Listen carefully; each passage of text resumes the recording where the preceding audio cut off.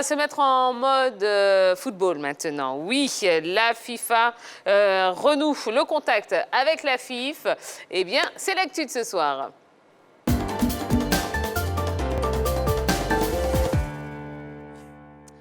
Entre la FIFA et la FIF, l'heure est au réchauffement des relations. En effet, une délégation de la fêtière a séjourné en Côte d'Ivoire au cours des dernières 48 heures dans le cadre d'une séance de travail relative au fonds concernant les projets FIFA World 1 et 2, FIFA Forward 1 et 2. Le président de la FIF, Idriss Diallo, a fait un point de cette visite hier à la salle de conférence de la Maison de Verre. Eh bien, écoutons-le. Nous avons l'honneur et le plaisir de recevoir une délégation de la FIFA composée de Mme Céline Zigol du département des associations, de M. El Adjouak du département d'association aussi, mais du bureau de Dakar, c'est ça, à la régionale de Dakar, et puis de Mme Fatou Kamara qui est aussi du bureau régional de Dakar.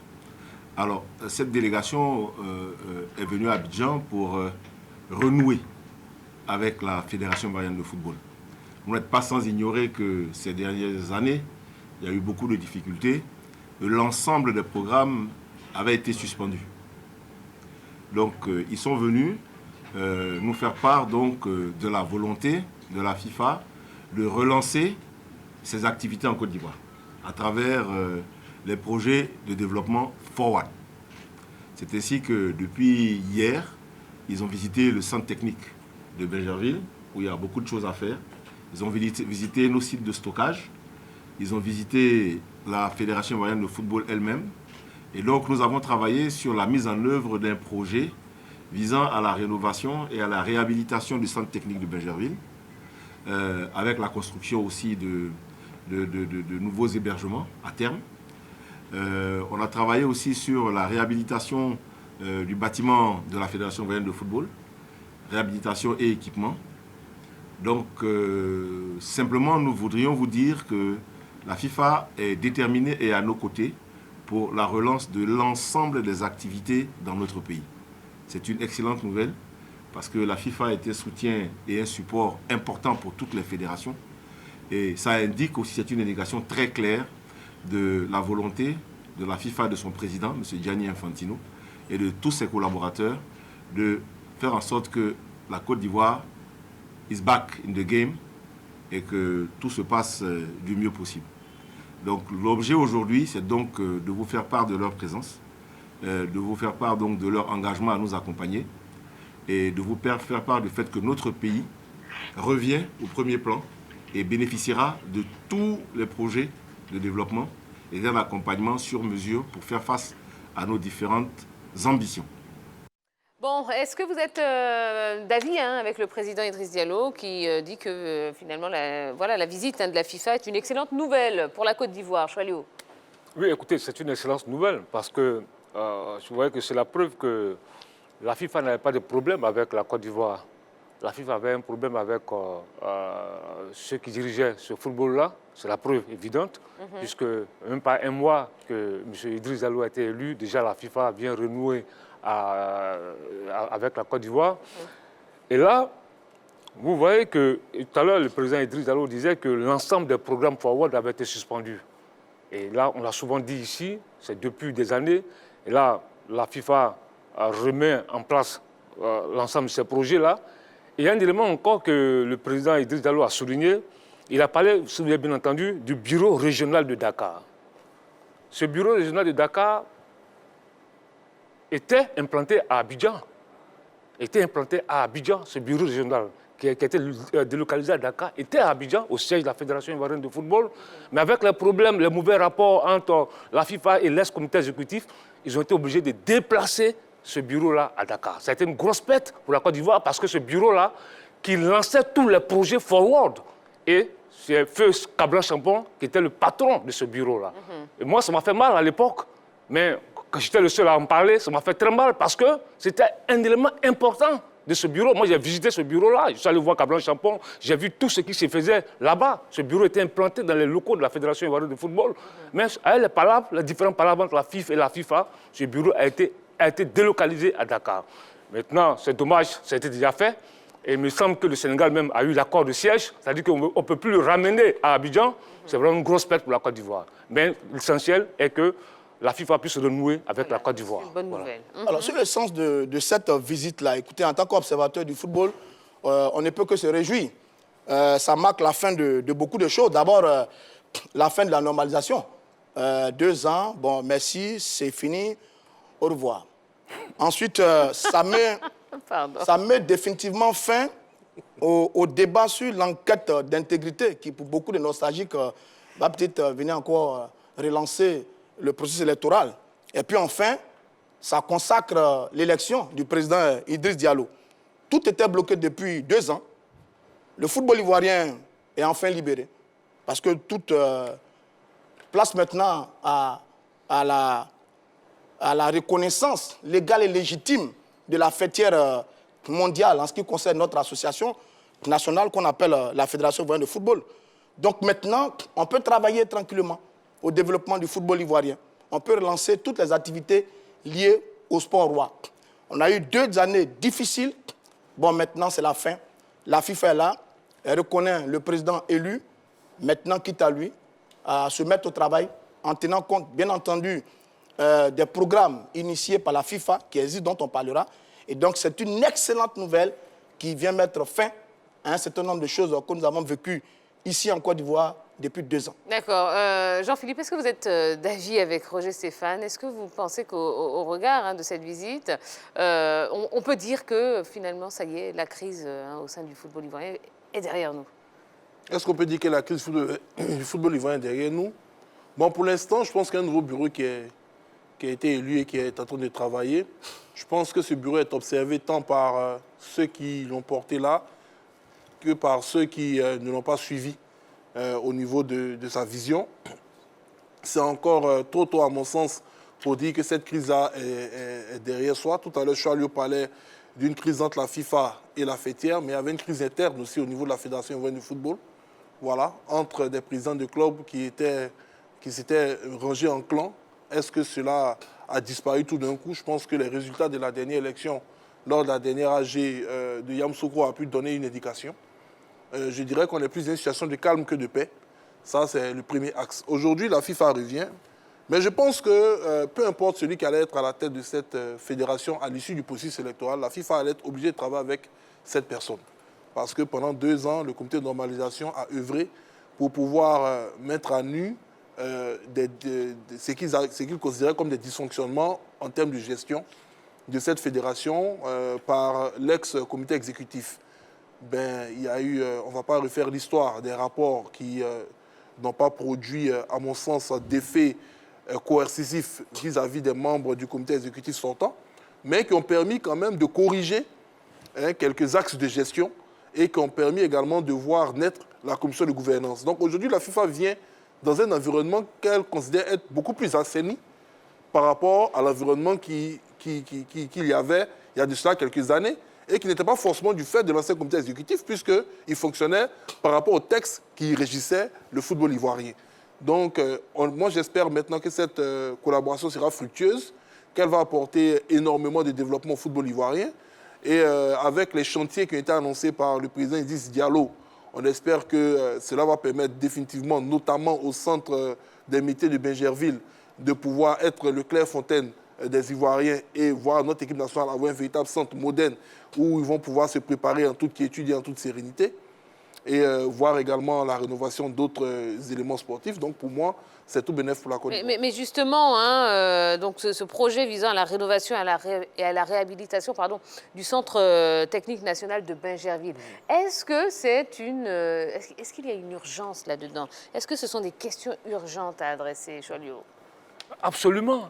Je pense que pour moi, je l'ai souvent dit, c'est extrêmement important parce que le Bingerville, c'est le Clairefontaine ivoirien. Il faut réhabiliter ce centre-là afin que... Moi, mais je dirais même, si vous me le permettez, qu'on ne devait même pas attendre la FIFA pour cela. Oui, mais il faut... mais c'est un projet FIFA. C'est un projet FIFA. La FIFA a ses projets, la FIFA a ses projets. Ouais, c'est un projet FIFA. Faut bien faire la part des choses. Donc, je pense qu'il faut maintenant réhabiliter ce centre-là afin qu'on évite les hébergements des équipes nationales dans les hôtels de la place. Si ce centre est réhabilité, s'il est vraiment fonctionnel, s'il est aux normes internationales, avec des chambres qui peuvent accueillir même l'équipe A, c'est une très bonne nouvelle. Ça va permettre à la Côte d'Ivoire d'économiser. On va voir l'équipe A faire les stages, les regroupements à Bergerville, les sélections cadettes, juniors, U20, U23, etc., même les féminines, etc. Donc je pense que pour moi, c'est extrêmement important de réhabiliter ce centre-là, parce que pour moi, je te dis honnêtement, pour moi, c'était un gâchis. Quand je vois ce centre-là, et qu'on n'arrive pas à héberger nos sélections là-bas, on va dans des hôtels, pour moi, c'était un gâchis. C'est-à-dire qu'il faut bien connaître, plus ou moins les différents projets de la FIFA. Je crois qu'il y a le projet Win-Win, gagnant-gagnant, qui est un projet de développement dans son ensemble, dans lequel on a les projets FIFA Forward, qui sont des projets d'investissement, d'impact et de supervision. Et puis, il y a un autre fonds de financement du fonctionnement de la Fédération de football en termes de salaire, paiement des factures, etc., etc. Et la FIFA est très regardante sur les fonds qu'elle met à la disposition des différentes fédérations quant à leur utilisation. Et donc, sur le projet, la réhabilitation du Centre national technique de Belgique, ce n'est même pas du fait du président de la Fédération de football. La FIFA arrive en Côte d'Ivoire, elle visite son centre, et bien on se rend compte que le centre a commencé à prendre un coup de vieux. Donc, inévitablement, il faut le réhabiliter. On a parlé de réhabiliter. En plus, il y a le siège de la Fédération ivoirienne lui-même aussi, qui a peut-être pris un coup de vieux. Il y a un bâtiment qu'il faut réhabiliter. Donc, ce n'est même pas une urgence du président de la Fédération, c'est une exigence de la FIFA. La FIFA donne son argent pour tel projet. Et ce type d'action-là fait justement partie des projets de la FIFA. Et il faut savoir que la FIFA est regardante sur son financement. Elle juge les fédérations, elle les note, elle les juge, elle les évalue chaque année sur l'utilisation faite des fonds qu'elle met à leur disposition. C'est pour ça que d'ailleurs, il n'y a pas longtemps, est-ce que je dis jeune, c'est juste, la fédération mauritanienne dirigée par Ahmed Yahya a été félicitée, était l'un des meilleurs élèves sur le continent africain par rapport aux fonds utilisés donc, de la FIFA. Donc oui, c'est une urgence, parce que sur les dernières années, qu'est-ce qu'on constate? Les éléphants, ils s'entraînent à sol béni et ils dorment à l'hôtel. Donc ça, c'est le centre pour nos sélections nationales. Donc une fois qu'on le met aux normes, comme on dit, on va faire de l'économie, on va héberger nos équipes nationales, la fédération va avoir un peu plus d'argent, etc. Donc c'est une très bonne chose qui ne dérange en rien les autres projets de la Fédération ivoirienne de football qui sont urgents. Donc concomitamment, on peut conduire sur les fonds de la FIFA, réhabilitation de certaines infrastructures sportives, et en même temps la fédération peut lancer ses projets les plus pressants qui sont sélection nationale, etc., Ligue 1, Ligue 2, enfin, tout ce que vous pouvez vous imaginer. Oui. Oui, parce que c'est ça que, tu vois, le projet Forward, c'est des outils que la FIFA met à la disposition de ces associations pour le développement. Et c'est vrai que la Côte d'Ivoire, depuis avant même la crise avec le GIS, déjà, les projets étaient suspendus, etc. Je ne connais pas les raisons, et la FIFA peut demander ça à l'ex-comité exécutif.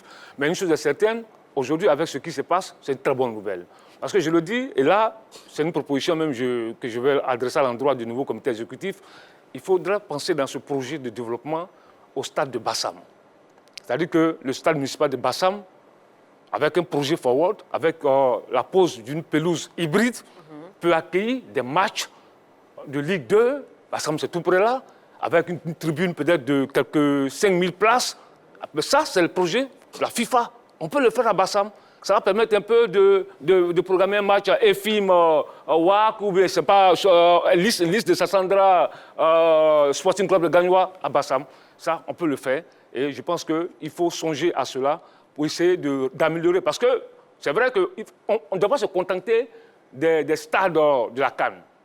Les stades de la CAN, c'est vrai, il y a BNP, mais on ne va pas jouer EFIM comme WAC à BNP. Vous êtes d'accord avec moi? Oui. Voilà. Donc, il faut développer aussi d'autres infrastructures à côté pour essayer de jouer, puisqu'il y aura encore plus de matchs. Il y a déjà la Ligue annonce une compétition de U19. Il y a le football féminin, donc il nous faut des infrastructures, on doit jouer. D'accord. Alors, dernière question, parce que c'est vrai que le temps file. En matière de développement de football ivoirien, quelles sont les réelles attentes concernant le projet Forward 2 de la FIFA? Mais je pense que les réelles attentes, vous savez, la FIFA, c'est une fédération qui œuvre pour le développement du football dans les pays.